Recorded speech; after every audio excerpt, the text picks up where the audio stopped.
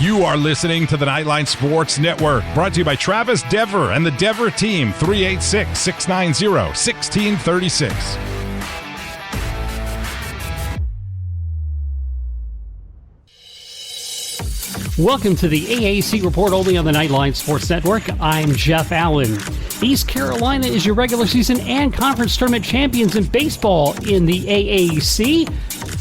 Bubba Rosenbaum of the Sports Objective podcast will join me in just a few moments to discuss the Pirates hosting regional action in the NCAA Tournament this weekend. First, let's look at the baseball awards for the 2022 season. The Player of the Year is Griffin Merritt of Cincinnati.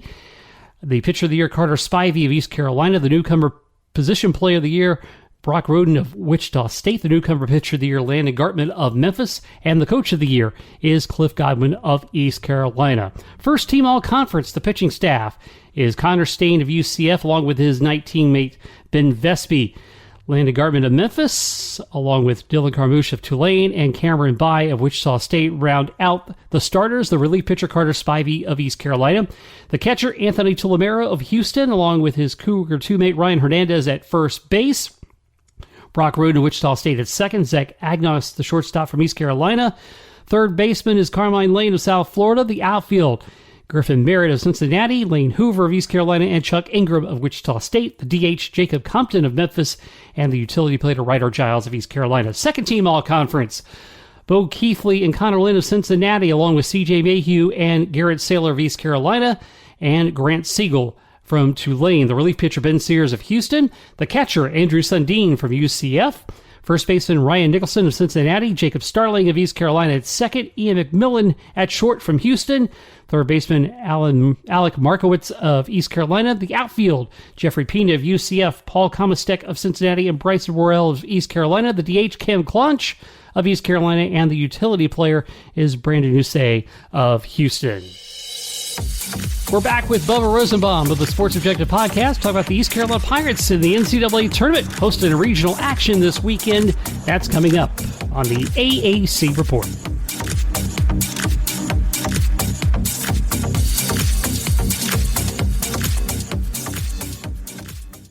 Hey, this is Travis Dever, Kai's Real Estate, the Dever team, New Smyrna Beach. Your source for real estate and everything else, New Smyrna Beach. Proud sponsor of Nightline. Call me anytime at 386-690-1636. That's 386-690-1636. Let me show you my hometown, New Smyrna Beach, UCF's favorite beach. Go Knights and charge on.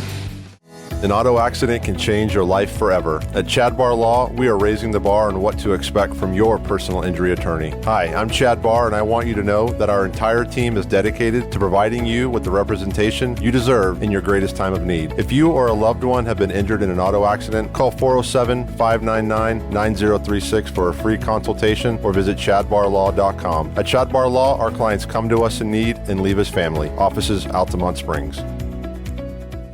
Looking for more out of your Porsche? Look no further than Flat6Motorsports.com. They have the widest selection of aftermarket Porsche parts anywhere in the world. With over 85 product lines and in-depth expertise, Flat6Motorsports.com is your one-stop shop for any Porsche performance needs. Whether you're shopping for intakes, exhausts, suspension, or tuning, they have you covered. Flat6Motorsports.com is the premier Porsche aftermarket specialist. Check them out at Flat6Motorsports.com.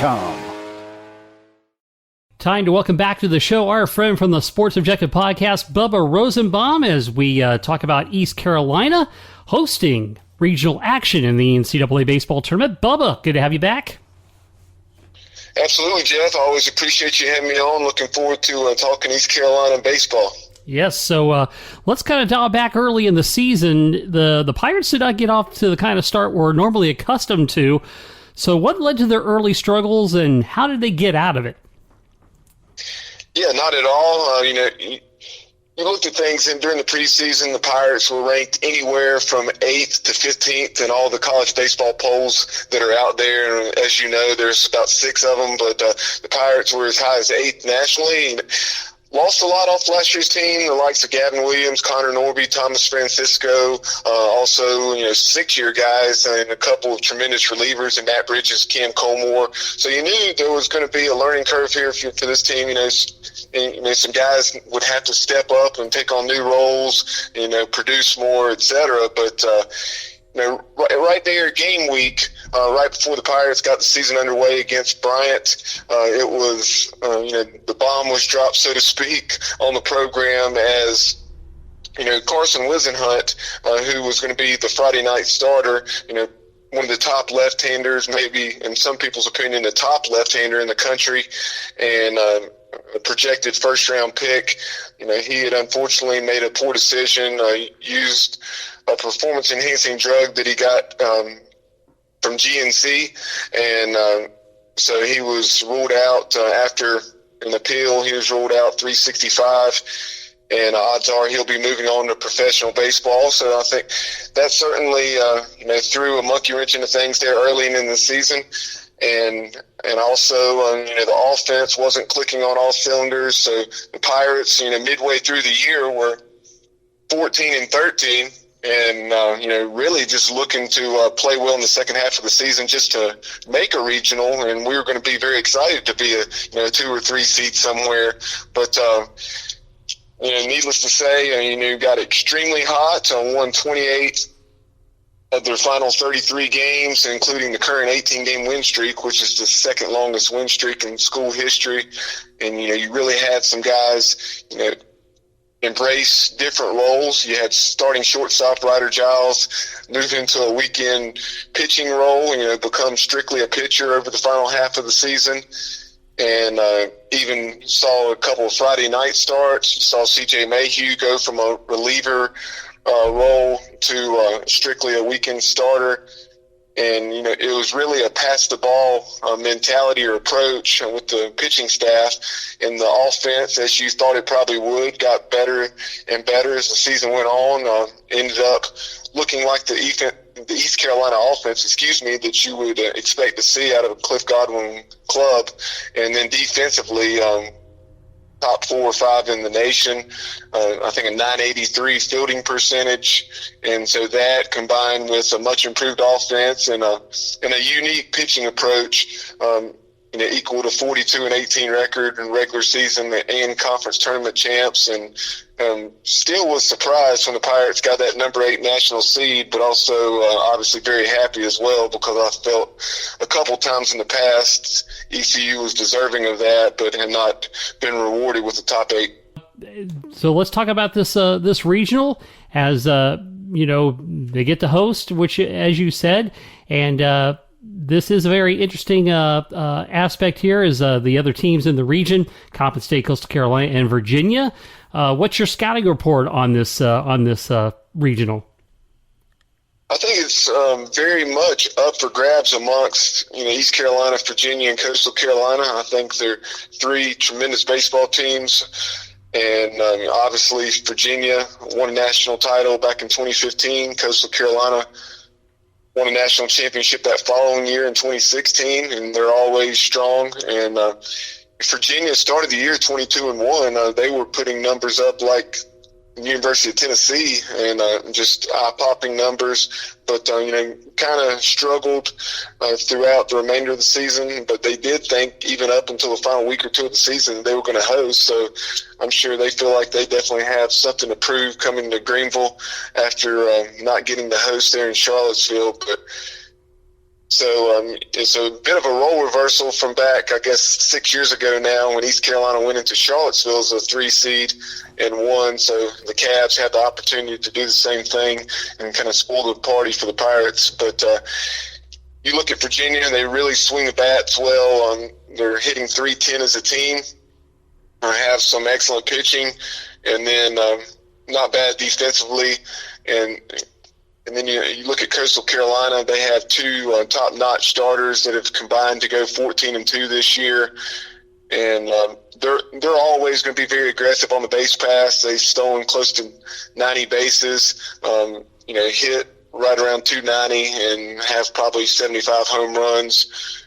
And they do the little things well. They are very much like East Carolina in terms of they like to put runners in motion. They steal a lot more bases than the Pirates. East Carolina just has 48 stolen bases compared to Coastal's 85 or 90. But from the standpoint that they sacrifice bunt a lot, they're both, I think, top 5 or 10 nationally in sack bunts with 45 or 50 on the season. And it should be some tremendous baseball this weekend in Greenville, and it would honestly not surprise me any of those 3 teams, or if East Carolina, Virginia, or Coastal Carolina won it. So how well did AAC play prepare the Pirates going into the regional? In the regular season, UCF was the number 2 seed. Houston made it to the championship game. Tulane was very competitive this season. How do you think, even though the AAC only has 1 team in the tournament, how well do you think the league prepared them going into this regional? To me, I think it was a pretty strong league, despite the fact that only 1 team's getting in. I agree. Even though the conference wasn't as good as it's been in years past, obviously, last couple of years you've been without UConn, who's a very strong program, but I totally agree with you that even though the league was down, relatively speaking, still a quality league. You mentioned, UCF and Houston and what they did, the type of clubs they had, even though they weren't able to make the field. And Houston was much improved from what they had been the last 2 or 3 seasons, much more like what you would expect to see from the Cougars. But all in all, I think East Carolina, between the American schedule and then also the non-conference schedule, which depending on the RPI source you checked was anywhere from probably like 5th or 6th to 12th nationally in non-conference strength of schedule. So definitely, even though we were not playing in the ACC, like Virginia, I definitely feel like we're prepared for what we're going to see from the Cavs as well as the Chanticleers. And Coastal Carolina, the Sun Belt, they put 4 teams in the field, and that's a league that was very strong this year. Yeah, no question about that. And so, obviously the goal of the program is to get to Omaha. That's, and they've been close before. Are they under the radar in some aspects this year as an 8 seed overall or not? I think maybe a little bit. It's been a different formula for success for sure for this Cliff Godwin club. You don't have necessarily, the guys like a Alec Burleson or Bryant Packard, some of the household names, but in fairness, kind of the second half of the season, Bryson Worrell, he's kind of become that guy, and then you have a freshman in Jacob Jenkins Cowart. Those 2 have been incredibly consistent. Worrell's a veteran.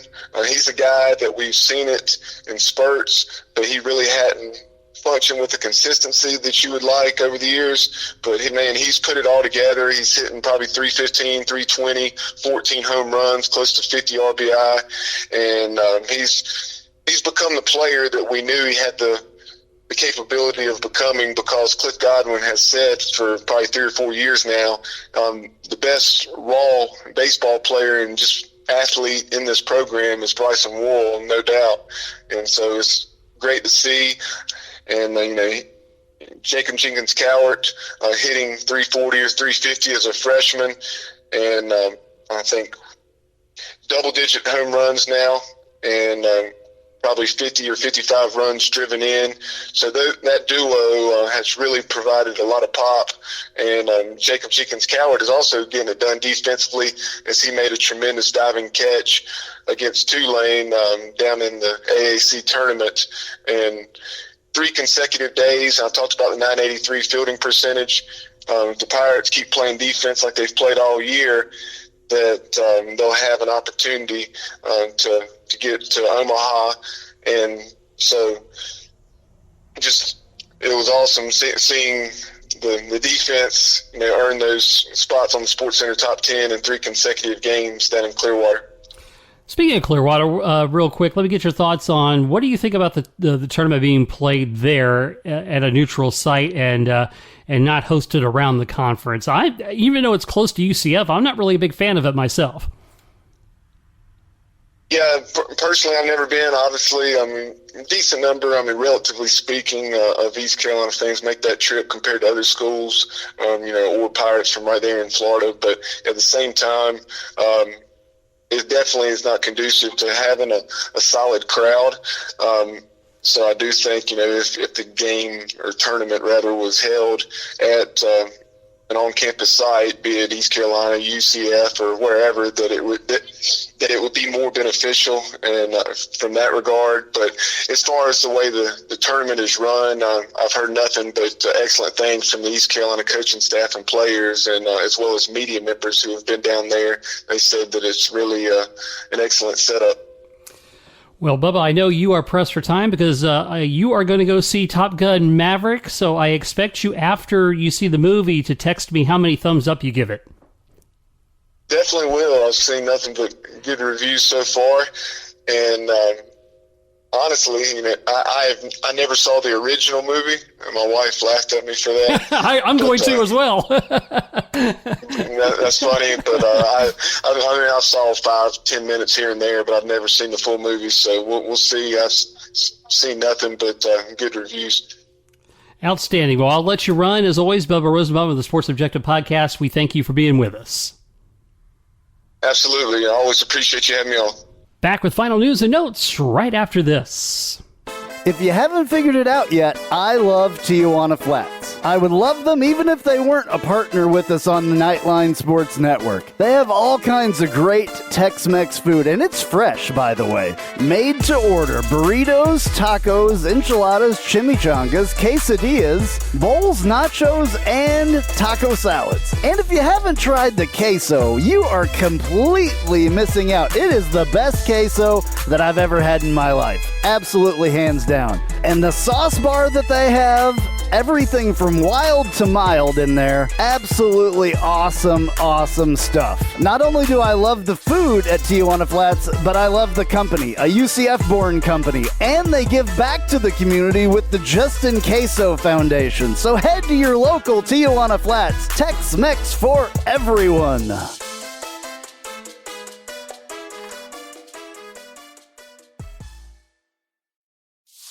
Hey Jeep Wrangler owners, have you ever sat in your office at work and watched the rain just pour into your Jeep because the weatherman said that there was a 0 chance of rain? Or you put your doors back on because there was a 100% chance and then not a drop of rain fell? Well, there's a company out there that can help take the worry away and give you the peace of mind to be without your doors.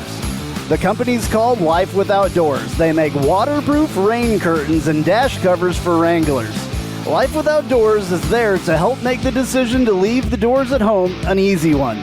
Find out more at lifewithoutdoors.com.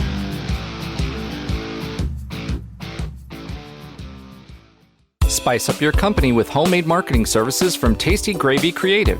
Tasty Gravy serves up a menu of budget-friendly marketing, graphic design, and public relations services customized to your specific goals. Co-owned by a UCF graduate, Tasty Gravy can help refresh your brand, strengthen your online presence, or reinforce your company's message. Contact Tasty Gravy for help with your website, social media, marketing, advertising materials, and more.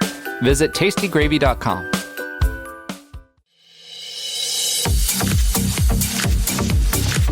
UCF made it to the Super Regionals, where they fell to last year's national champion and likely favorite to be the title winner again this year in the Women's College World Series, the Oklahoma Sooners, as the Knights were defeated in 2 games. They were no hit in run ruled in the first game and put up a 1 run in the second contest. But overall, a great season for UCF as they hosted a regional for the first time and made it to the Supers for the first time as well, as they knocked off Michigan in the regional championship game.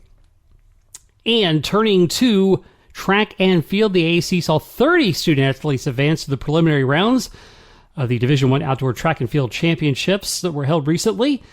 Houston led the way with 9 total qualifiers. And UCF added 7 from the women's squad, including a relay squad. And this is how the lineup goes for the qualifiers. From UCF, Renea Jones in the 100 meters, and then she joins Sierra Holback, Beyonce DeFreitas, and Aisha Wilson in the 4x100 relay, Adrienne Adams of the discus, Ashera Collins of the triple jump, and Brittany Floyd in the heptathlon. Cincinnati will send Leonie Truger with the javelin, Ellie Lever in the 1500 meters, and Stephen McElroy in the 400 meters. East Carolina will be represented by Summer Knight in the pole vault. Houston, again, they're outstanding track and field with this lineup. Naomi Taylor in the 100 meters hurdles, the Sean Masawingami in the men's 100 meters, Edward Subler also in the men's 100 meters, Jordan Booker, Dylan Brown, Edward Subler the fourth, Sean Masawingami in the 4x100 men's relay, Trey Johnson, Terrell Valentine, Jordan Booker, and Quivell Jordan Bacot in the 4x400 meter relay, Davion Wilson in the 110 meter hurdles, and Quivell Jordan Bacot in the 110 meter hurdles. Memphis represented by Denia McMiller in the hammer. Cole Riddle will represent the men in the pole vault, and Robbie Watson represents the men in the hammer. South Florida, Shani Licks Davila in the 100 meter women's hurdles, Sanike Walker in the women's 400 meter hurdles, Shania Benjamin in the long jump, and Romaine Beckford in the high jump. Tulsa will send Michael Power the 5,000 meters, and Wichita State rounds it out with Michael Bryan in the hammer and Teron Taylor with the javelin. Well, as they like to say, school's out for summer, and so am I. As we take a summer break on the AAC report, we will pop in if any news events warrant. Otherwise, we'll be hitting you back late July, early August to begin previewing football. This has been the AAC report, only on the Nightline Sports Network. I'm Jeff Allen. Thanks so much for listening.